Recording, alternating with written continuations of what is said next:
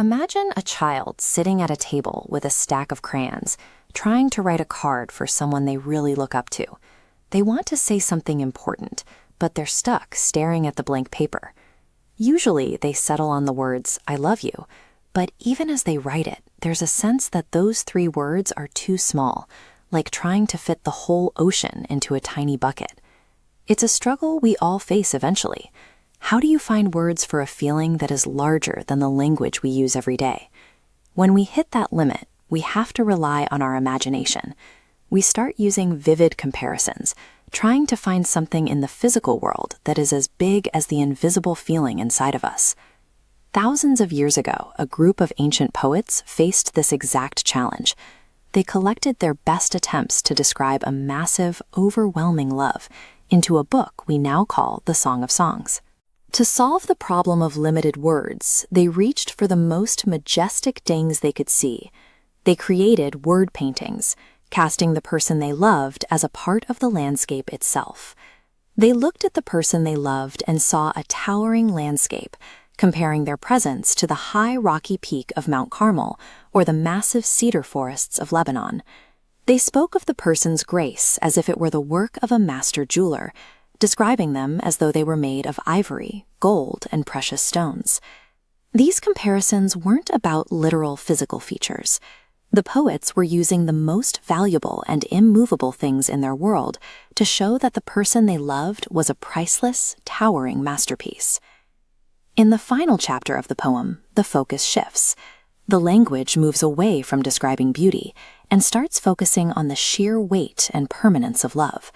The text issues a specific request: place me like a seal over your heart, like a seal on your arm. In the ancient world, people carried these small hand-carved stones. These weren't decorations, they were tools used to press a unique mark into soft clay or hot wax.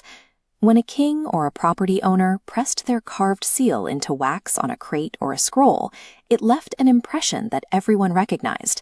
That mark told the world, "This belongs to me, and because it is mine, it is under my protection." It was a physical sign of ownership that couldn't be easily erased.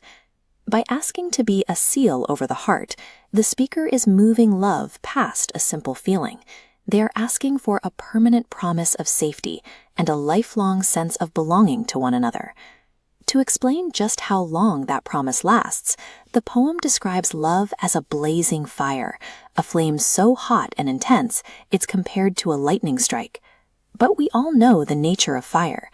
If you have a campfire and it starts to rain, or you pour water on it, the fire goes out.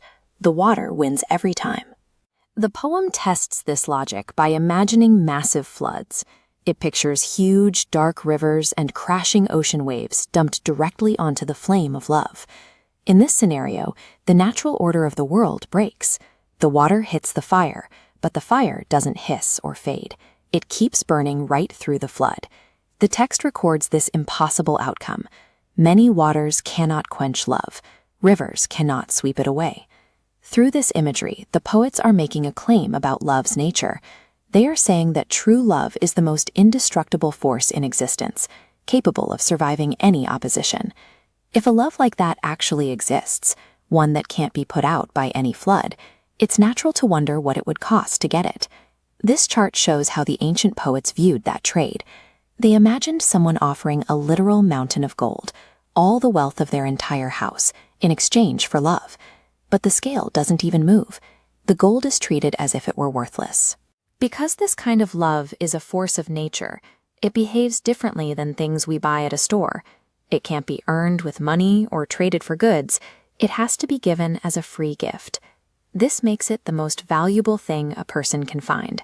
It is a treasure that physical wealth can't touch and that the waters of life can't wash away. For thousands of years, people have read these poems and realized that a love this intense and indestructible perfectly mirrors the way God describes his own heart toward us. When you look at those word paintings of mountains and jewels, you're seeing how God views you, as a masterpiece that he personally values and treasures. Life will inevitably bring waters your way, moments of failure, deep sadness, or fear that feel like they might extinguish everything good. But the message of the Song of Songs is that God's love is that unquenchable fire. No matter how high the river rises, His commitment to you cannot be swept away. You can carry that love like a permanent seal on your heart, knowing you are protected and you belong. And with that fire inside you, you can bring a little more of that indestructible warmth to everyone you meet.